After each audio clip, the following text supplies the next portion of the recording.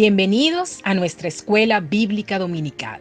Hoy culminamos la unidad 5 y con ello completamos el estudio del Evangelio según Lucas. La última clase corresponde a la lección número 26, la cual presenta el regreso de Jesús al cielo.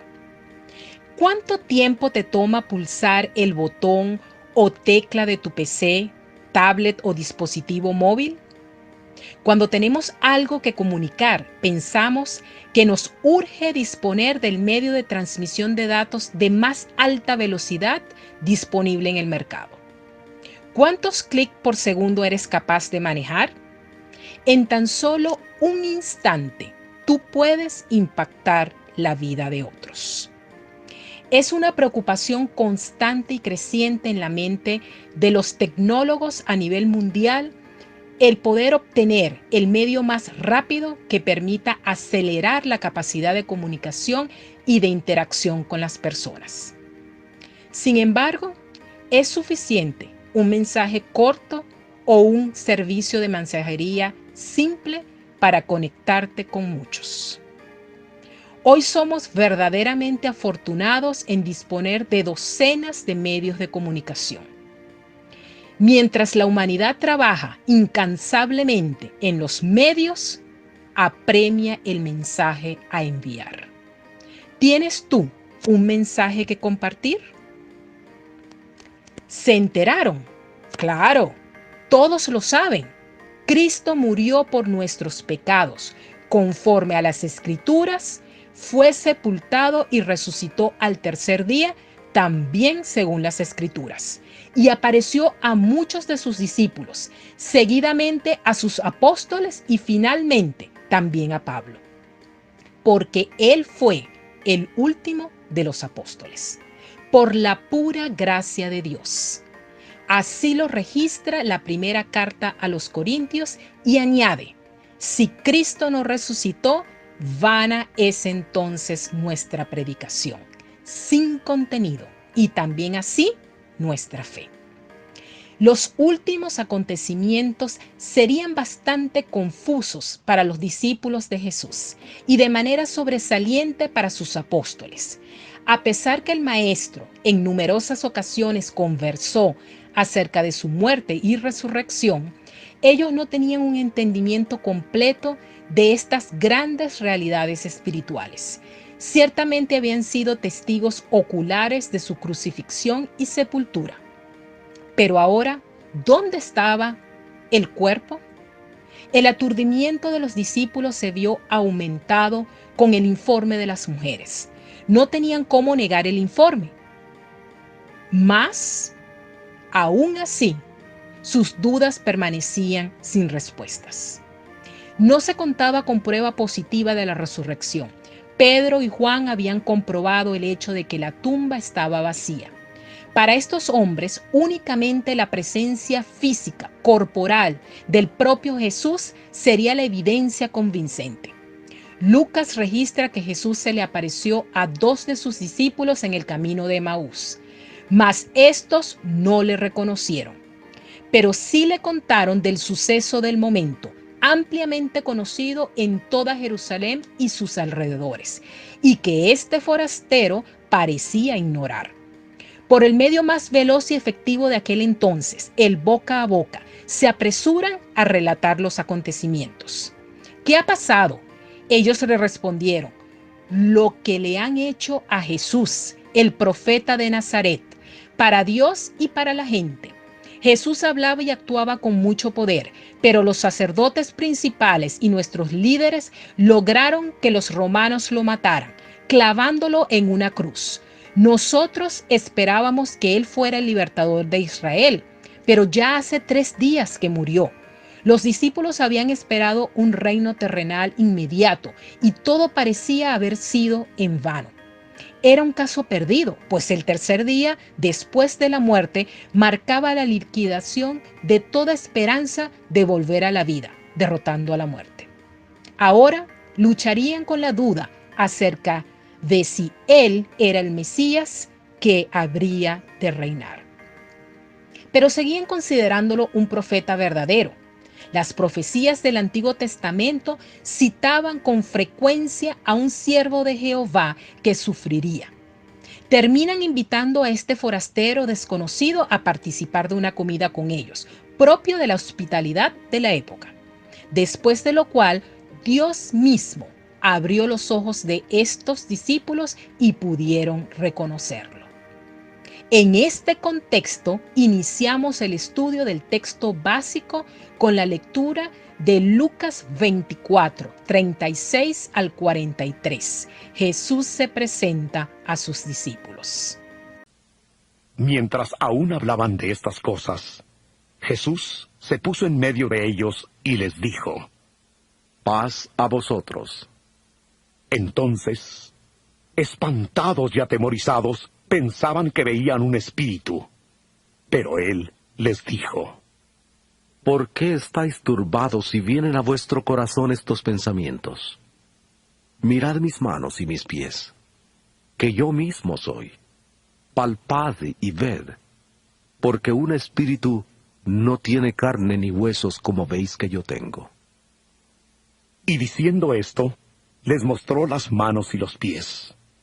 Pero como todavía ellos, de gozo no lo creían y estaban maravillados, les dijo: ¿Tenéis aquí algo de comer?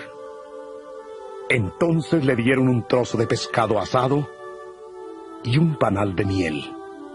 Él lo tomó y comió delante de ellos.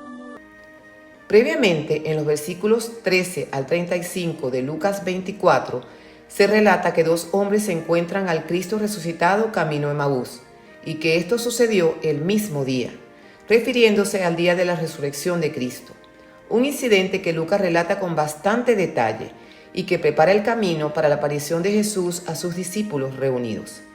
Estos dos hombres camino a Emaús, después de reconocer a Jesús en el momento de partir el pan, levantándose en la misma hora, se devolvieron a Jerusalén y hallaron a los 11 y a los que estaban allí. Esto sucedió, probablemente, en la habitación donde los discípulos se reunieron a puerta cerrada, como lo relata el Evangelio según San Juan en el capítulo 20. Relata el versículo 36, y entre tanto que ellos hablaban estas cosas. ¿Quiénes son ellos? Son los dos discípulos de camino a Emaús, los 11 y los que estaban allí reunidos. El tema de discusión entre ellos fue la aparición de Jesús en camino a Emaús. Fue entre tanto que ellos hablaban estas cosas que Jesús de repente se puso enfrente de ellos diciendo: «Paz a vosotros», que era un saludo muy acostumbrado entre los judíos. Espantados y asombrados, pensaban que veían un espíritu. Basado en la presencia y en el testimonio de los discípulos camino a Emaús, podríamos imaginar que los discípulos reunidos estaban bien preparados para la aparición de Jesús entre ellos. Pero, en lugar de alegrarles, la repentina aparición de Jesús les asusta y espanta. Dan por hecho que están viendo a un espíritu o fantasma. Y es cuando Jesús le dice: «¿Por qué estáis turbados y vienen a vuestros corazones estos pensamientos? Mirad mis manos y mis pies, que yo mismo soy. Palpad y ved, que un espíritu ni tiene carne ni huesos como veis que yo tengo». Jesús asevera que un cuerpo resucitado no es un espíritu sin cuerpo. Jesús muestra sus manos y sus pies a los discípulos. La prueba física y material de la resurrección de Jesús está no solo en verlo, sino en poder tocarlo. De esta manera, no les puede caber duda de que Jesús está vivo. Jesús quiere confirmar a los discípulos que su presencia es palpable, real y física, que no es una visión. Si Jesús se hubiera aparecido como un espíritu, no sería resurrección. La definición de la palabra resurrección es dar de nuevo vida. La resurrección de la hija de Jairo en Lucas 8:55 hace evidente el significado de la frase dar de nuevo vida, pues la niña revivió, se levantó y comió. Físicamente su organismo se restableció. Jairo tuvo de regreso a su hija en carne y hueso, no como un espíritu. Lo mismo sucedió con la resurrección y aparición de Jesús.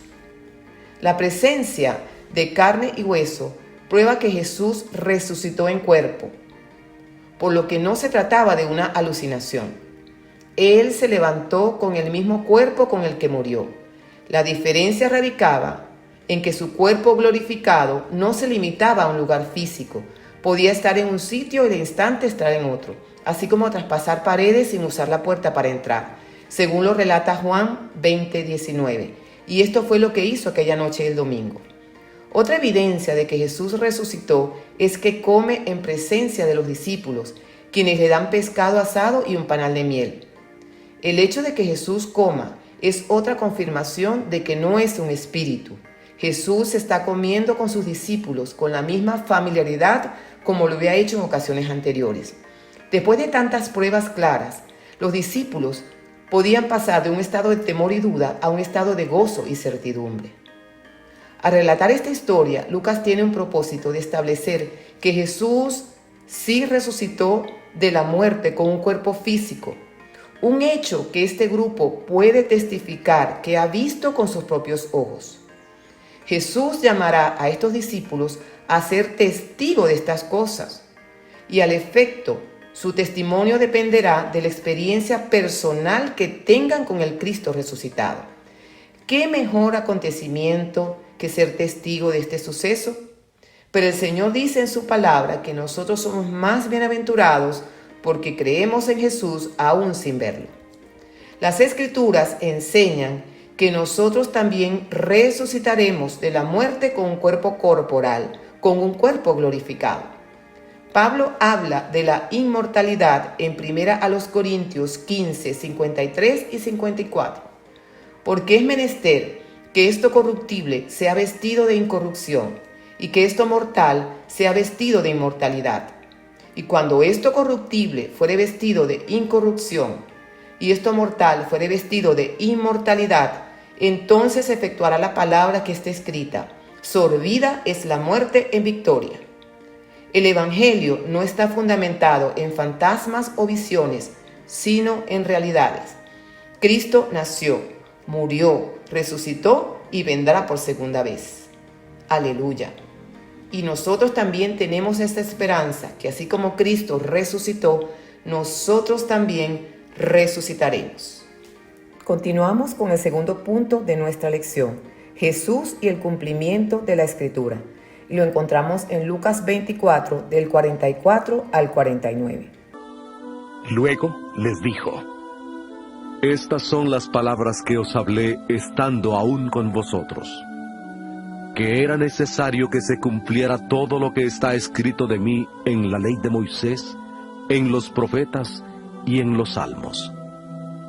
Entonces les abrió el entendimiento para que comprendieran las Escrituras y les dijo: Así está escrito, y así fue necesario que el Cristo padeciera y resucitara de los muertos al tercer día, y que se predicara en su nombre el arrepentimiento y el perdón de pecados en todas las naciones, comenzando desde Jerusalén.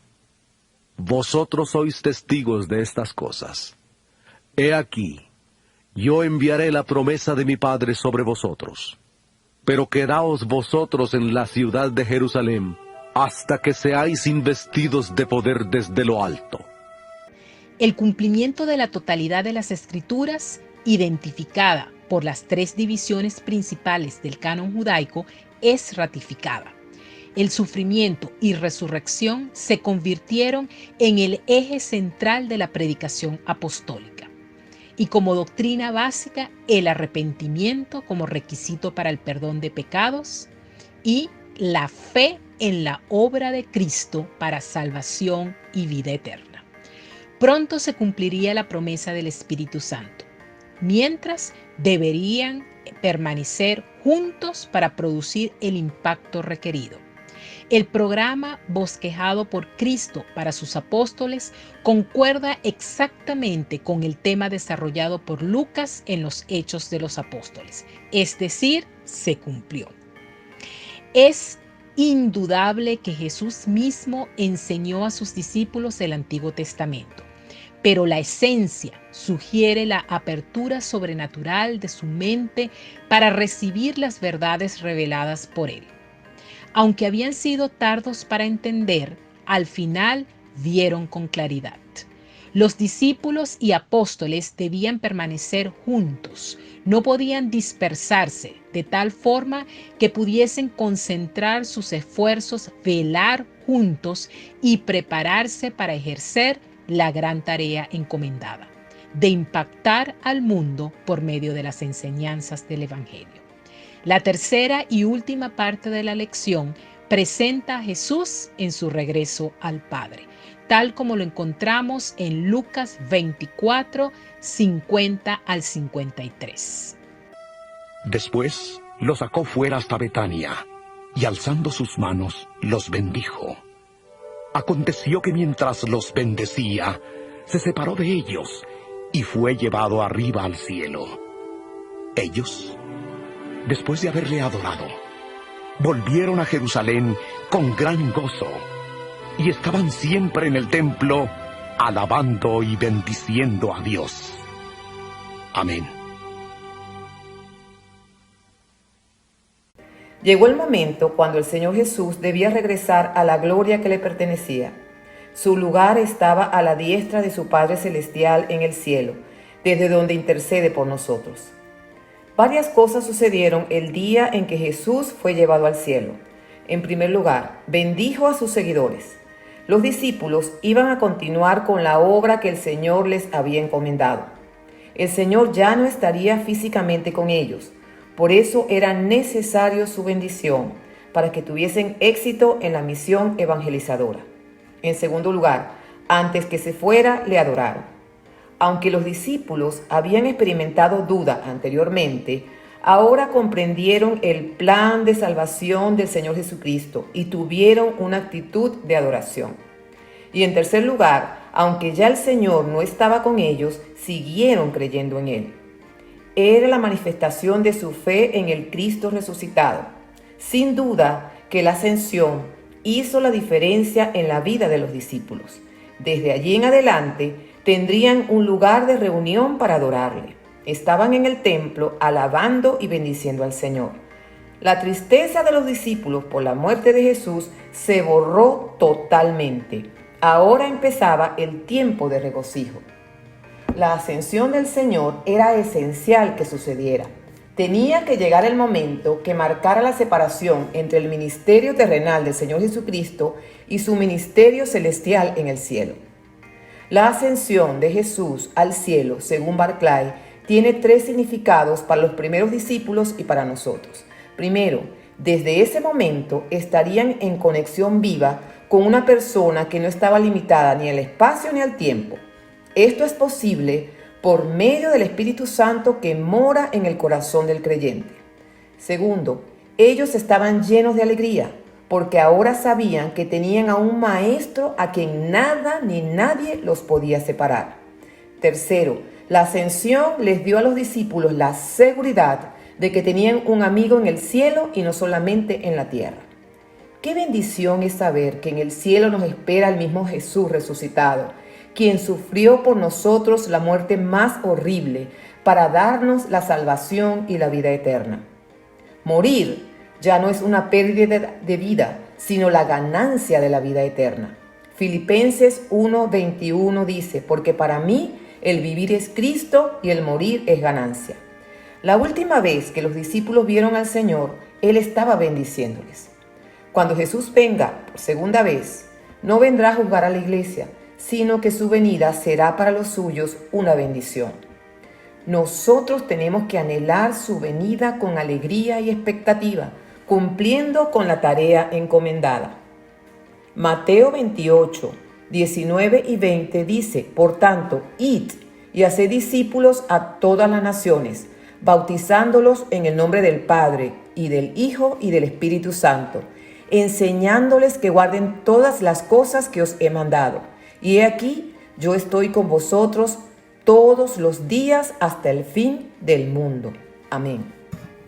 El Evangelio según Lucas ha permitido conocer y disfrutar del ministerio de Jesús por medio de 26 clases llenas de detalles que han de servir para reafirmar nuestra fe, animarnos y comprometernos a compartir las buenas nuevas.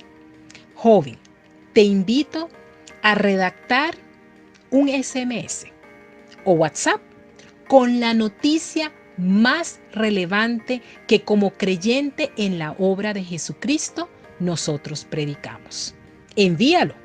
No dejes de compartir el mensaje que has recibido y que ha cambiado tu vida. ¿Conocen tus compañeros, amigos y familiares la verdad del Evangelio de salvación? El maravilloso cumplimiento del plan redentor de Cristo y la oportunidad que nos brinda de ser hijos de Dios. Recuerda, el mensaje de Cristo no tiene barreras, es para todos. La comisión recibida por los creyentes proviene directamente de Cristo y consiste en persuadir a todos a someterse bajo la autoridad de Dios para salvación. Toda nuestra obra misionera debe centrarse en esta comisión del Señor, bajo su autoridad y mandato. El ministerio iniciado por Jesús continúa por medio de la iglesia, su cuerpo, cuya tarea es predicar a Jesucristo. Te animo a continuar preparándote por medio de las lecturas bíblicas diarias. Hasta un próximo encuentro en esta nuestra escuela bíblica dominical. Bendiciones. Vendrá, vendrá, pronto ya viene, vendrá, vendrá, pronto ya viene, vendrá, vendrá, pronto ya viene, yo siempre con él estaré. Vendrá, vendrá, pronto ya viene, vendrá, vendrá, pronto ya viene, vendrá, vendrá, pronto ya viene, yo siempre con él estaré. Con Jesús el Santo yo marcharé. Con Jesús el Santo yo marcharé. Con Jesús el Santo yo marcharé. Oh, siempre con él estaré. Vendrá, vendrá, pronto ya viene, vendrá. Vendrá, pronto ya viene, vendrá. Vendrá, pronto ya viene, oh, siempre con él estaré. Hay corona eterna que me dará.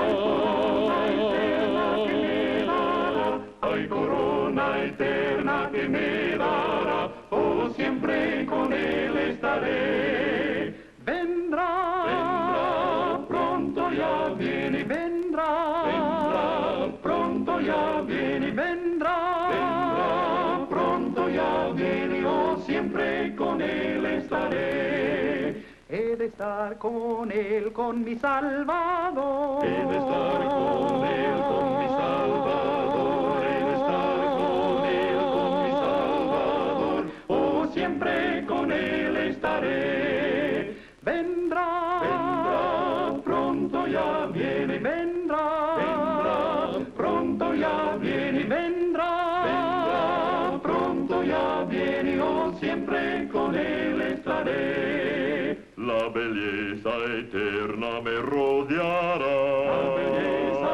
eterna me rodeará. La belleza eterna me rodeará. Oh, siempre con él estaré. Vendrá, vendrá, pronto ya viene, vendrá. Vendrá, pronto ya viene, vendrá. Vendrá, pronto ya viene, oh, siempre con él estaré. Vendrá, vendrá, pronto ya viene, vendrá. Vendrá, pronto ya viene, vendrá. Vendrá, oh, siempre con él, oh, siempre con él estaré.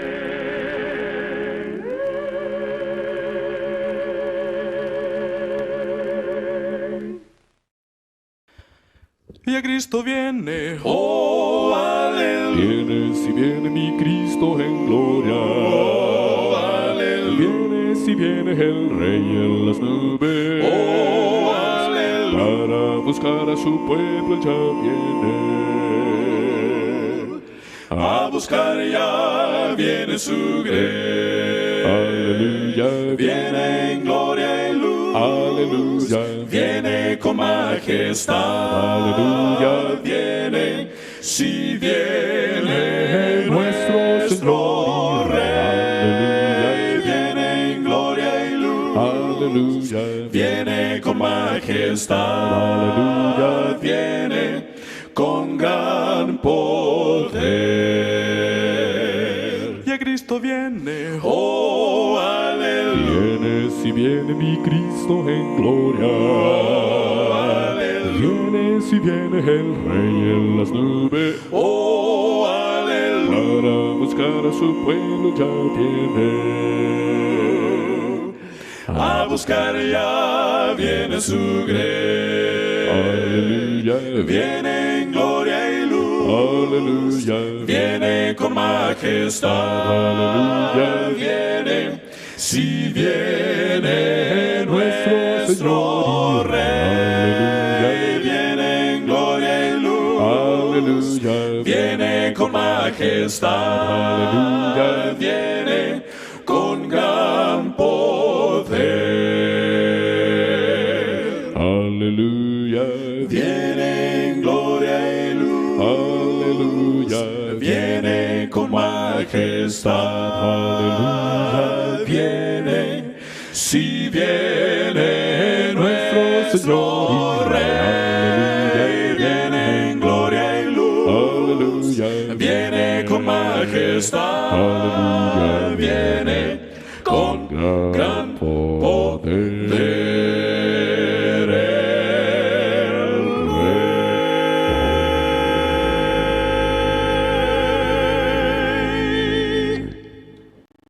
Pronto iré a estar allá donde luchas no habrá, Y libre de penas yo estaré.